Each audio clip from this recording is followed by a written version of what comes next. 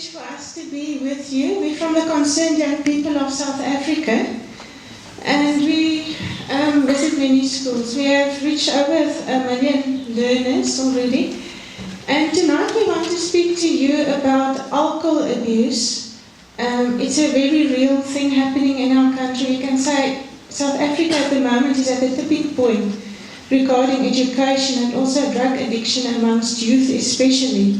So we know alcohol is basically also a drug, and I would like to explain exactly how it works and then also give you some tips and maybe some guidelines how to direct the youth regarding this. Now, the Concerned Young People of South Africa, those that plant the seed gift for the future. Young people, the future is before you. And I would like you to, like we've heard with the opening, not let your, we can say, focus go this way or that way, but that you keep your focus of what you would like to do in life. We can say we have over 14,000 young people coming to us with drug addiction problems, including alcohol. They come to us from all over the country. We're not a rehab, we don't ask them a cent of money. We have projects helping us to equip our young people. Many of them come from the streets. They got caught up, we can say now, in Bunga and alcohol, of course. Others, parents sit in parliament. So drug addiction is really rife together with alcohol abuse. And I would say, as pharmacologists, those two go together, and I will also explain why. The topics that we address at various schools, various things, we can say challenges that you as youth faces. At the moment, we're busy building accommodation for all these young people coming to us for help. And as I've said, the projects that we have sustain it, so we don't ask anyone any money. We have like a 3-week restoration program, and any young person that needs help are welcome to come to us. Some of the youth, when they've been helped, they further their education. Some of them were school dropouts or even dropouts from universities, so we help them to find their feet and to further their studies. We've reached over 1 million of young people all over the country. We went to Cape Flats, we went to prestigious high schools. All over the country we've got a problem. Now, it can say alcohol and dagga abuse goes hand in hand.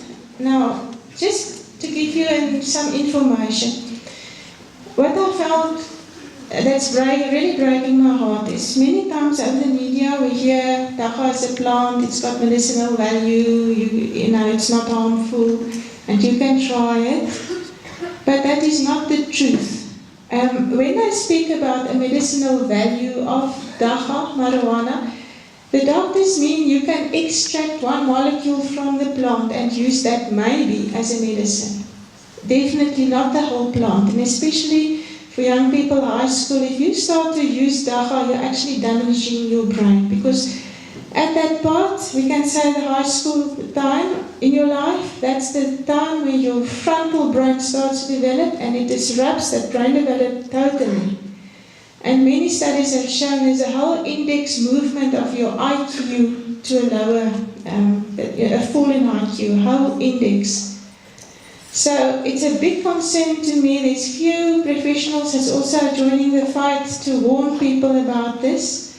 But definitely dagga is dangerous. So don't think it's only a herb, it's a medicine and you can experiment with that. Our dagga patterns in our country is also different from overseas, because from dagga they mix it with hookah, and hopefully they go straight into hardcore drugs like heroin, cheap heroin. Overseas they don't do that, so we can't just legalize something because it's a popular opinion. Alright, so please don't be sidetracked by that. If you want to become a pilot or a lawyer or whatever, dagga won't take you there. It will destroy your road to your future. Those are just a few statistics. You can see the age when young people start to abuse alcohol, the age when young people start to abuse cigarettes and also cannabis use. It's basically the same time, and that is the most crucial time for your frontal brain to develop. Now with your frontal brain, this is the front part of your brain. It's actually meant to think higher cognitive skills, have got higher cognitive ability, things that you will use at university. So when one starts to fall into this trap, then you're really destroying your future. We have made some surveys with about 7,000 individuals, and we found the first drug smoke was 96% was dagga. So it is definitely a gateway drug, and we found that the majority of those, they start to smoke it when they before age 18 years and while at school. And 2 out of the 3 move to the use of harder drugs. So please, learners, parents, don't be fooled. Dagga is not just a nice herb. It really is there to destroy your future, and afterwards you can also come to me. I will give you enough medical evidence for that as well. Now what we found at our premises, this is an example of about 7,000 male drug users, and we can see the dagga has been used. We just, this one is a bit not so, it actually should go high up there, but for the sake of clarity we just make it a bit smaller. And then we also found this large percentage of users, dagga users. Now, we found that they go straight into Nahope and Wunga after dagga, cheap heroin, and from there they come to us and they've got really very big problems. There's definitely a direct link with dagga, Wunga, Nahope. Most common of second and the third use of drugs are commonly smoked together with dagga. So this is a new dimension, we can say, in our country. And as I've said, you can't just compare us with Colorado and all that and say, well, if it's stated that we also need to legalize it, it's really going to destroy our education in our country. We go to many schools, some teachers say after break they can't teach the learners a thing, they're all on dagga. So if I would legalize dagga, I don't know how teachers and principals will deal with that issue. So the High Court case is coming up in August for the pro-dagga lobby to push it through. But I would say it's not in the best interest of the child, like our parents, teachers. So we really need to do something about that. We can't just sit and wait for other people to oppose it. I think we all need to raise our voices. But I'm here tonight to speak to you about alcohol and the body. There's a history of alcohol even in Egypt, China, long time ago. There's already indication of alcohol use. Ancient scribes warned against alcohol and the harmful effect of that. It was a downfall of the Egyptian and the Chinese Empire. Also Grecian scholars also warned against that. Plato was another one that warned about alcohol use. And also in the 11th century, there was also a warning going out. Now, this man is Langenhoven. He's a very good poet. He was also in Parliament in his time. And he had a drinking problem. And he said, everyone asked me about my drinking, but none about the deep thirst I have. And I would say, from experience, we find that we can say 98% of the young people coming to us with alcohol problems and drug problems, they have a heart sore. They have a missing father figure, or their father doesn't really want to bond with them or know them, and they've got some very deep heart sores. Things that happened in their life, and then they try to numb that feeling by taking alcohol, taking drugs. So many fall into that trap. And we find that when we deal with the problem behind the drug issue, then when that problem is solved, then usually they see they don't need it anymore to function. So regarding alcohol abuse, this person's attitude that won't help. We need to confront the issue. It's very real, it's very rife. I would say in most schools and then also at university. This is just some shots from our newspapers where we see South Africa's consumption rate of alcohol is in the top 20 of the world. We sit in education with the second lowest scores in maths in the world. Now, I think our youth is being confronted daily by advertisements. And at the moment, the drinking age in South Africa, 18 and above, but not below 18. But we will also speak a little bit about that later. See, friends, there's a pattern developing. If you start to use alcohol, we can say standard 7 or grade 9, it will carry sometimes on with life and it will remove everything from you. One day your job, your household, your money, whatever you've got, it will leave you empty. So let me just give you the facts as it is. Now, how alcohol works in the brain, it starts in the frontal cortex. That's the place where one can reason, where one can think, but this is not right. So it numbs that area, then it moves up there, we can say to the pleasure center, and then when people start to cry and laugh and whatever, and then there at the back, and then it moves to your medulla oblongata, that's actually responsible for your breathing, your heart beat, everything. So we can say it's a little bit poisoning there, and then going in that direction, and then many people end up in a coma and also in death, in dying, because of, we can say, alcohol overdoses. So, the beginning of the night, some friends, peer pressure, you don't want to be left alone, you want to go with a group. But I would say throughout my life, I always respect that young man that can stand alone. I don't respect people that's drinking and having their party and making silly jokes. I look up to that young man that can really stand his ground and say, I don't drink. Even if everybody else laughs. I've got a very high respect for such young people that has, we can say that have backbone.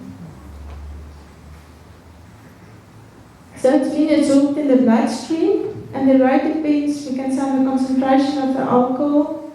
It can be speed up, also into your full stomach, and also be instrumental in that.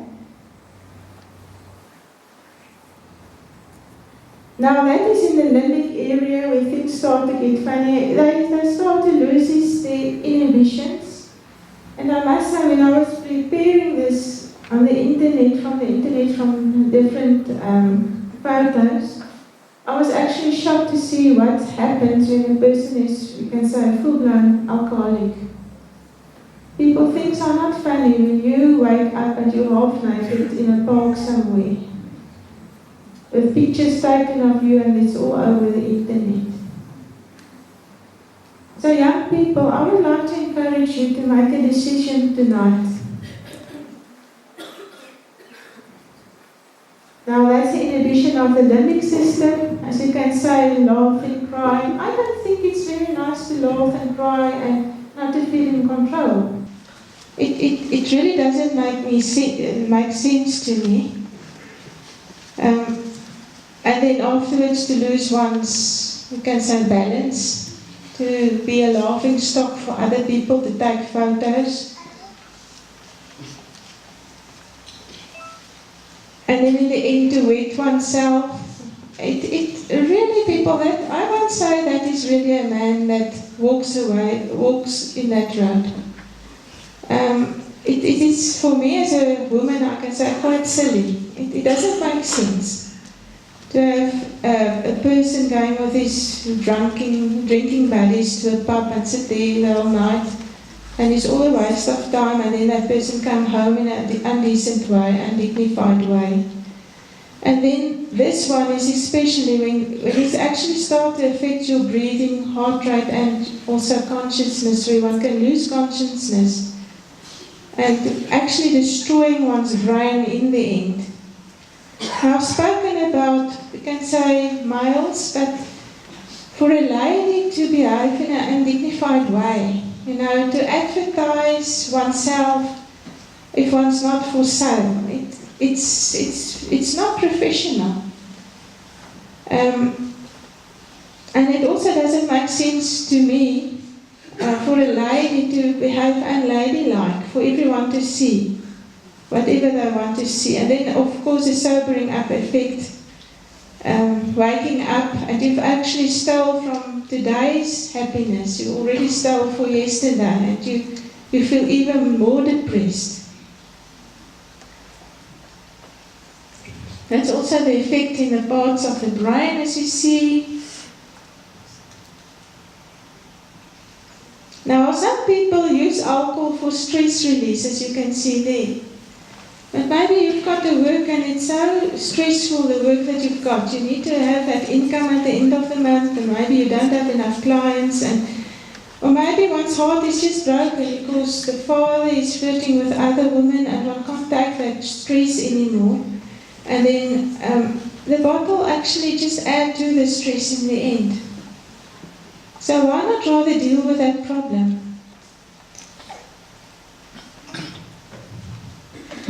Now, the thing of our age is we all want to be happy. For people it's important to be happy, and many people will do anything just to be happy. Now, this is a pleasure center. It works with dopamine. That's a neurotransmitter. I will show you pictures about the brain cells and that. But as you see, the dopamine is needed for that, and then to get pleasure. All right, and then that red one registers its pleasure. The nucleus accumbens, and then it registers in the prefrontal cortex. Hey, that was actually nice, and you remember what you was doing that it was nice. And then it registers again at the pleasure center. So we start to get the compulsive happiness effect going there. And that is why we get binge drinking.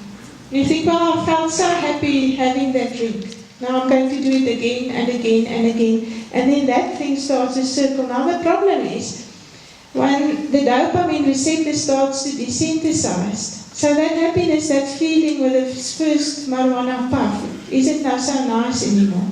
So that's why it's a gateway drug to harder drugs.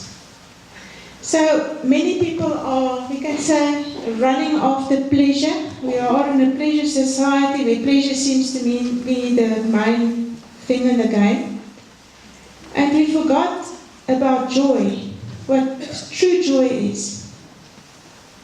And I would say true joy is, from my experience, is if one's relationship with one's Creator is right and put right. Everything that was like a hindrance, when one put that right, one's got joy in one's heart. But as soon as there's some hindrance, some blockage, something that has happened, one starts to turn to other things just to experience pleasure. And then one falls into this trap. Now, this we get in various types of drugs. We get it with online gaming, 1 o'clock, 2 o'clock, 3 o'clock at night. It's the same I think we get with, we can say, gambling. It's the same we get with porn. Now, I've seen that somebody spoke to you about pornography, but it is basically the same type of effect. There's a Dr. Judith Reisman from America. She made a study. It's highly addictive. Now, the problem is, as you sit here, according to statistics, 90% and up have a problem with pornography. All right, so from my experience, and I speak from my own experience, it's only God's blood that can give one a clean, we can say, mind again, and help one along the way. That's the neurons, the brain, and we get different, we can say, mechanisms there. Also with alcohol, we get glutamate, we get GABA, dopamine to make you happy, and then your opiates as well. All are, we find, working with alcohol. That is the synapse. Alright, and that is your neurotransmitters. Especially on this slide, you can clearly see the neurotransmitters. Now in porn, it's the same neurotransmitters working. Especially dopamine, we can say a cocktail of dopamine, serotonin, endorphin. So we find especially also dopamine in alcohol.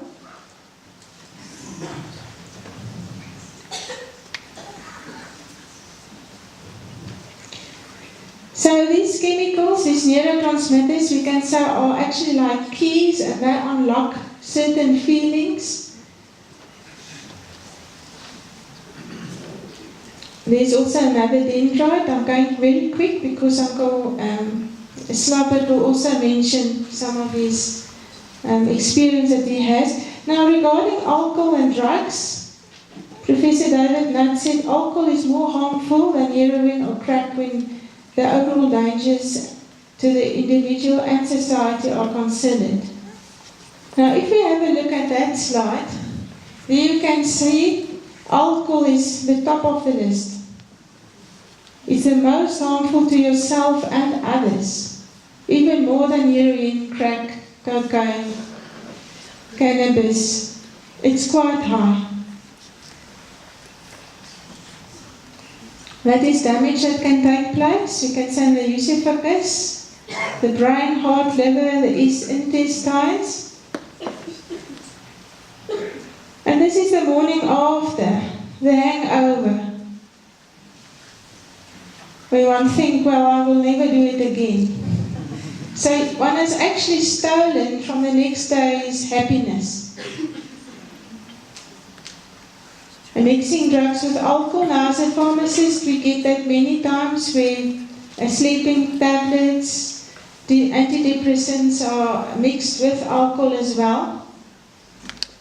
So it's got a synergistic effect. That means the two together's effect is much stronger than just this one or that one.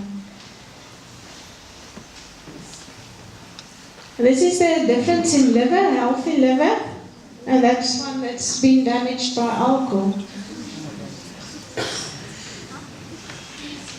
If I just have a look at the cut in your life, if you see alcohol there, well, if you are a heavy drinker, it's more than 8% of your life that's been shortened just by the use of alcohol. Elements of alcohol dependence, we've got it here. You can say there's a pharmacological action, dependency, and then there's also the impaired control. You try to stop it, but you can't. It's like porn. You try to stop it, but you can't. Like Dacha, Wunga, all that one, try to stop it, but they can't. And then also the severity of addiction. Now, addiction is something that grows. If it's not, we can say, handled properly, it will grow. Now, in the beginning, we can have the extent of influence. There's basically the environment, like in the school, all your buddies are drinking, and say, why are you not coming to our party? And you're not a man, and all that kind of things. And then also the personality, if you've got backbone or not. And then the progression.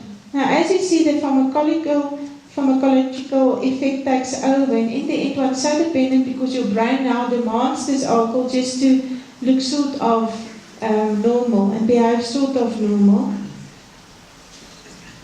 That's also a slide of various organs, your lungs, your stomach, your intestines, everything started back up.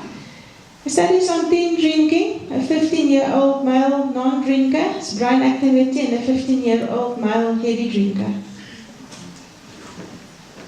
So we can say alcohol makes you a zombie, and maybe even for life. Now, some of you would like to become pilots, would like to become cancer advocates, or maybe even in parliament one day, or a doctor, or a lawyer, a professor, whatever. But alcohol would remove from you all your, we can say, dreams in life. This is a normal brain, 43 years old, and an alcoholic brain. You see, young people, what alcohol does to your mind. So be together with the buddies to think you're so great shot. Meantime, you're destroying your brain. It just shows you that, one needs to think about your future. And I would say, I would like to challenge you. Be somebody with a backbone that can say, well, I want to attain what I dream, my dreams in life. So this is just some works that we have cited.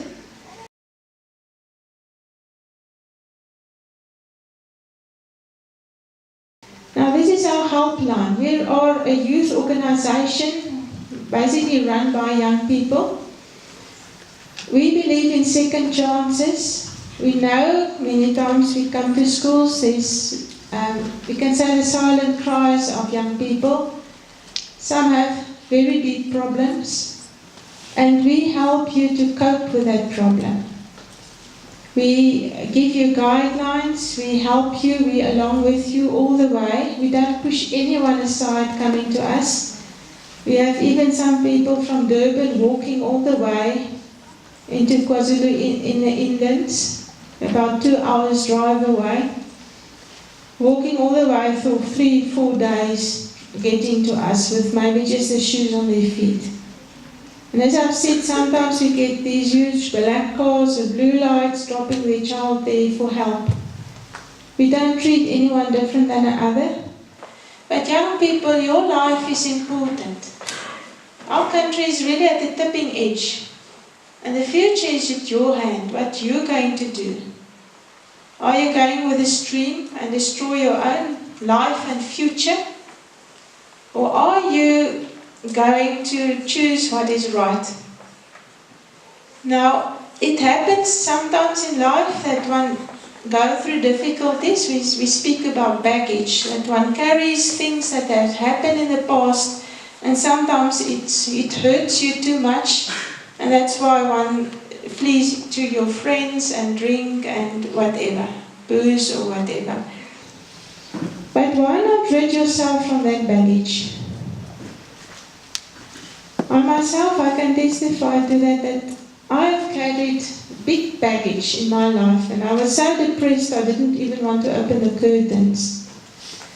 But when I got rid of that baggage, it was like a heavy weight just falling off my shoulders.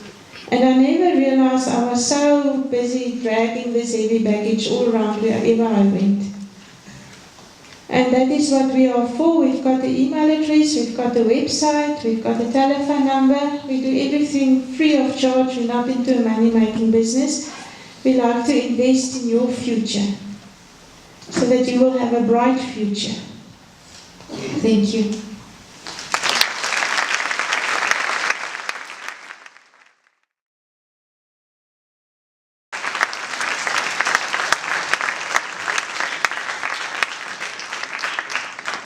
Good evening to everybody. I just want to round off and share from the experience of a counsellor. I also originally prepared everything about the happy chemicals and bad chemicals, and I cut that out when Dr. Alfredo and I were going to share the presentation, so I'll rather concentrate from that point of view. So in the previous presentation, we've seen that the body is a unique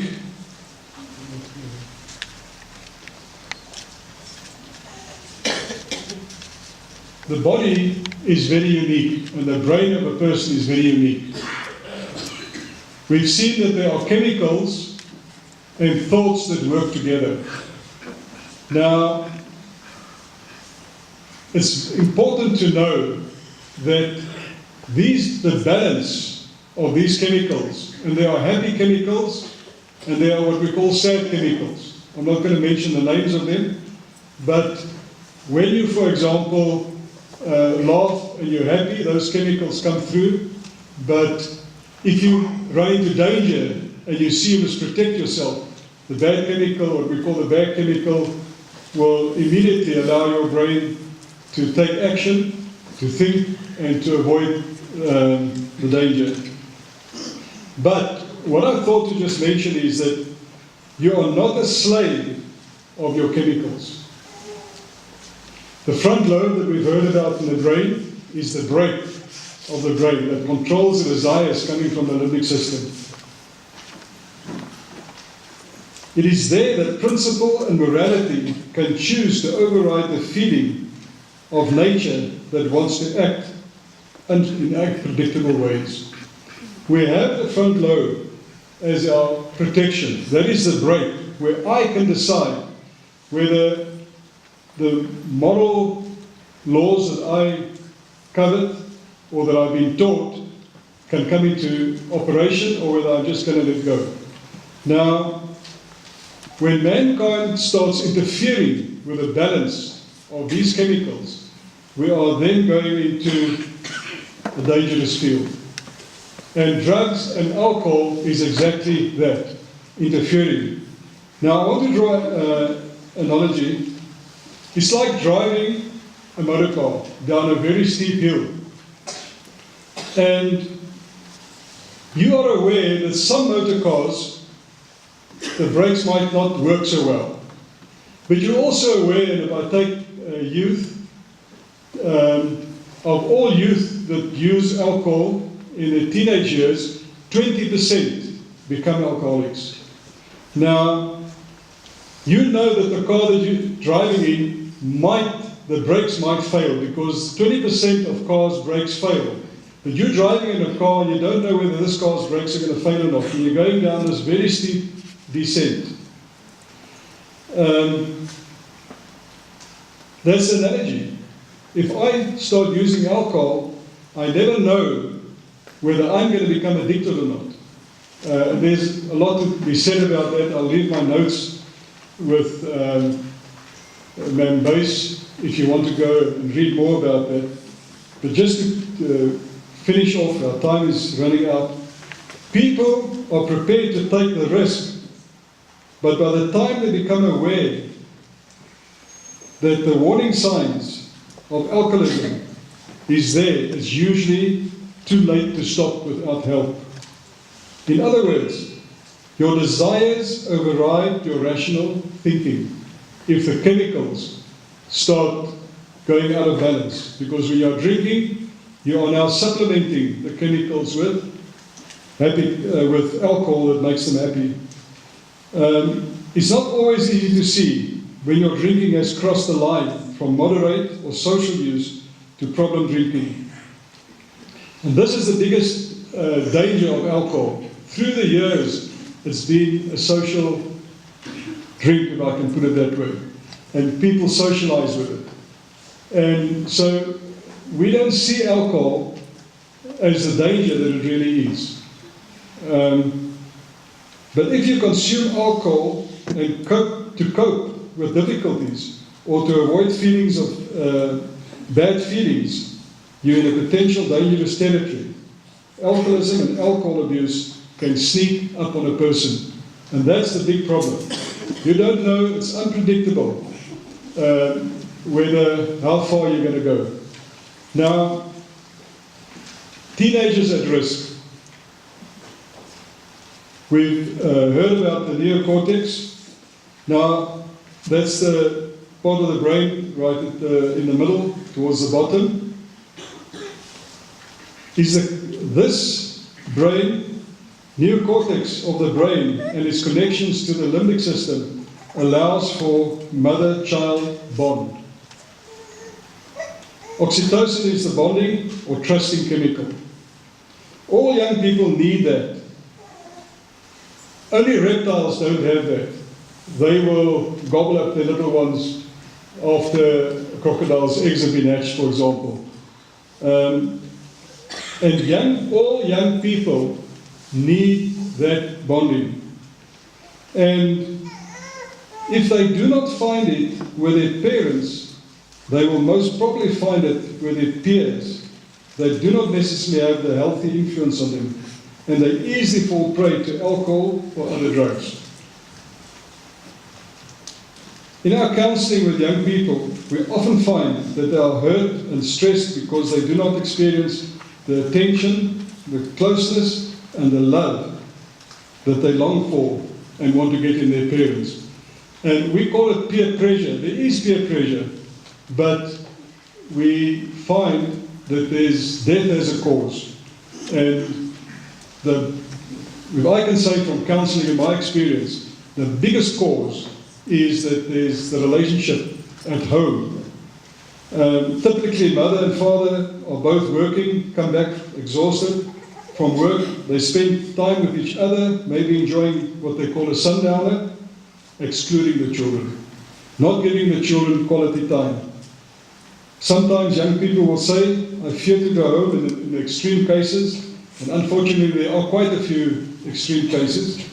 I fear to go home from school because father or both parents drink or use drugs, and there is often violence. Children complain that they can't concentrate on their work in class because they fear to go home in the afternoons. Now, research confirms what we experience in counselling. Teens with family members who have problems with alcohol or other drugs are more likely to have serious substance abuse problems. It just leads to that, because then they now, it's a vicious chain, they now use alcohol to try and replace what they need and want from their parents. Second point in research that has been proven, also teens who feel that they are not connected to or valued by their parents are at greater risk. And then teens with poor self-esteem or emotional or mental health problems, such as depression, also are at increased risk. And depression is another topic. Teens get depressed, especially if they have been molested under the age of 8 years old, where they can't reason.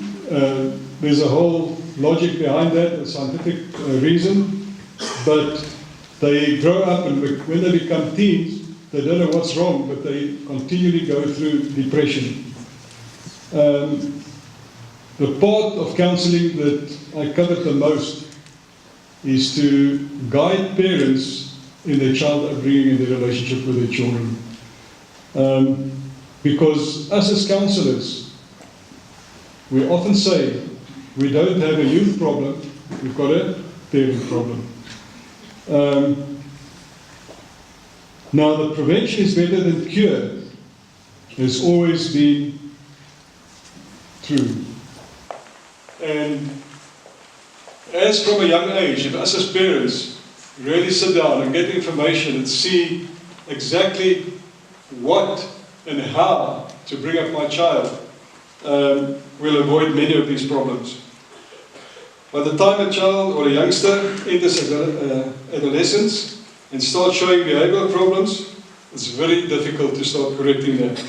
It's often seen as a normal teenage rebellion, and there are many excuses for this condition, and we accept it as something that is normal, that teenagers start rebelling when they become teenagers, which is not necessary and it's not true. There is a reason for that. They fall into that very easily. But there's hope and there's assistance. If you have a rebellious teen and you need help, we can try and guide you. It's difficult at that stage already to correct, but it is possible. Just as by way of, when I mention this, I know it's true because I've applied it in my own life.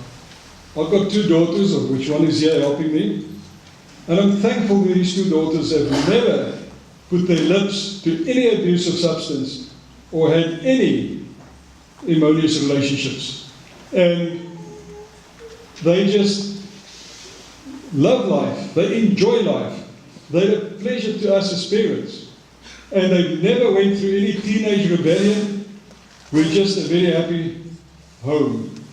And that's how it should be. And I say that's grace, and I'm thankful for that. Now, what are the signs of teenage substance abuse? I think it's important that we just look at that quickly. It's important to be aware of the signs that your teens may be abusing alcohol, drugs, or other substances. And just a few: red eyes and health complaints, such as being overly tired.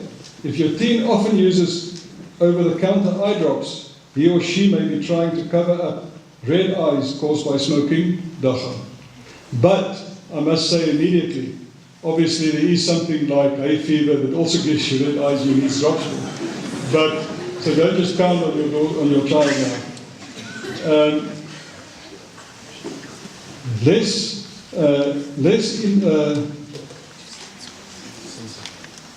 Less interest in school, a drop in the grades, and skipping classes at school. That's a red light. It could be new friends that they meet up with who have little interest in their families or school activities and draw them away. That we know about, the peer pressure. Or chemical-soaked rags or papers, which may mean that the teens are inhaling vapors. Other signs are paints or stains on the clothes of the youngsters, or their hands or their face, and all of a sudden excessive lying. We as counsellors have a saying: if somebody comes for counselling and he starts talking the truth, you know that there's a breakthrough. To acknowledge that you've got a problem and be honest about it is the first step in counselling that is needed. Having any trace of alcohol involvement, maybe empty bottles, labels, receipts for purchasing the stuff, becoming violent or abusive towards others, any drug and alcohol starts making a person violent eventually and abusive. It's very selfish. When you start using those things, you become absolutely selfish. Staying away from family, avoiding the family, mood swings, changing social circles, breaking curfew or other rules, or smelling of alcohol. Now lastly, when your teen has a drinking problem, or you have identified it, discovering your child is drinking can generally generate fear, confusion, and anger in parents. And that we find with drug addicts as well. The behavior is of such that there's a separation between parents and youngsters. And when you discover what the cause was, anger comes and you want to try and force this issue to be resolved. It's important to remember to remain calm when confronting your teen, and only do so when everyone is sober. Explain your concerns and make it clear that your concern comes from a place of love. If I can tell you the reward of approaching a child from the streets who has been chased out of home because he's been stealing his parents' things in the home, they can't bear with him anymore, and then he starts breaking in and stealing from the community, and you pick him up under the bridge or in the streets sniffing glue or using drugs. Or you go to schools and the headmaster calls a few of them in, and these are the troublemakers in the school, and you start taking him into counselling separately in the room. You'll find him looking down, rolling his thumbs, or moving with his cell phone, and he thinks, yeah, it's going to come again. Because the only solution that the headmaster or the teacher has is to be hard on them because it's illegal. You're messing up the school, you're getting other children. There's 110 reasons why we should be hard on these youngsters.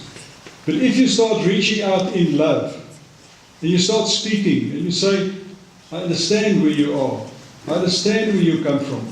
And that's the biggest tool of counselling, the biggest tool of success in SIPSA when these youngsters come in from the streets. When a counsellor will just come, they're mostly mothers that are counsellors there, put your arms around and say, my son, I love you. You just see this face lifting up, you see a sparkle in the eyes, and you see a smile. Maybe the first smile that youngster has had for a number of years. And It's so important to reach out in love. It's important that your team feels you are supported and not running them down. Now, the 5 steps that a parent can take: lay down rules and consequences. You've now found your child has been, or youngster has been caught out drinking or using drugs. Your teen should understand that drinking alcohol comes with specific consequences, like we've seen tonight, and I've got information there if you want to read that later on. But don't make hollow threats or set rules that you cannot enforce. Make sure your spouse agrees with the rules and is prepared to enforce them. There has to be family cooperation. Monitor your teen's activity. Know where your teens go and who he or she hangs out with. Remove or lock away alcohol from your home and routinely check potentially hiding places for alcohol. Backpacks under the bed, between clothes and drawers. You know about all the places things can be hidden. Explain to your teen that this lack of privacy is a consequence of him or her having been caught using alcohol.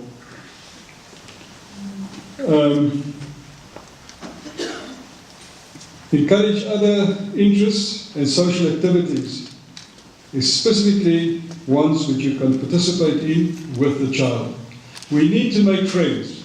We need to draw the child in, the youngster in. We need to really become a friend. A father become a friend. A mother become a friend with your child. Be interested in what they're doing. Go into hobbies. I remember when I grew up, and that was even before I even realized what was going on here.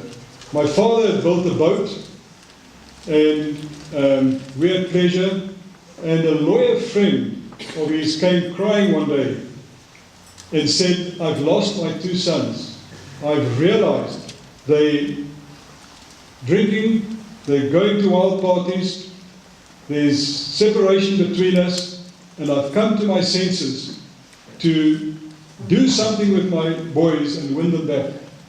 And he actually begged my father to buy this boat. He bought the boat, and he used that to take his youngsters out skiing and to enjoy life, and his whole situation changed. And as a youngster, I will never forget what happened there. So there are many things that we can do.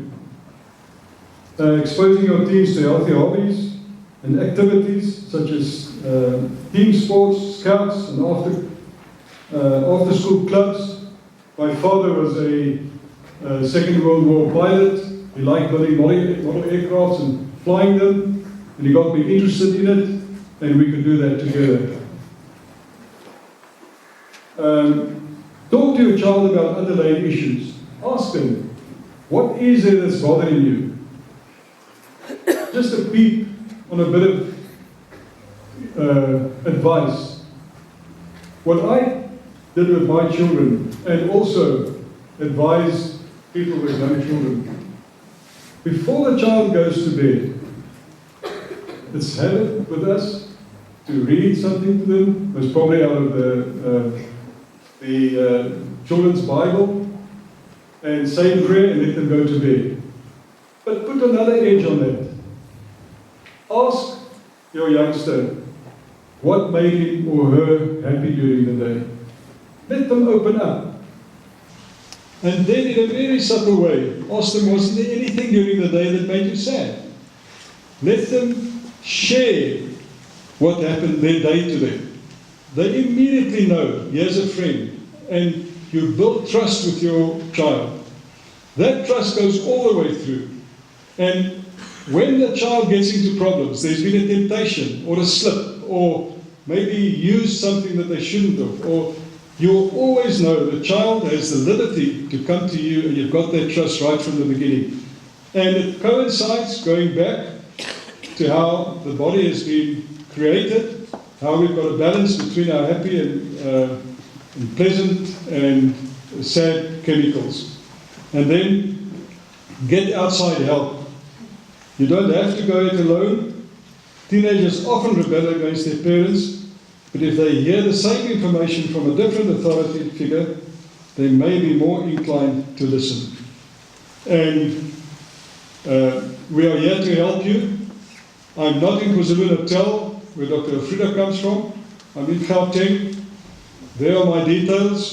You can phone me anytime and we can arrange something. I'm a bit far from here. I'm in the southern part of Gauteng, but our hearts are ready to help and support. Thank you very much.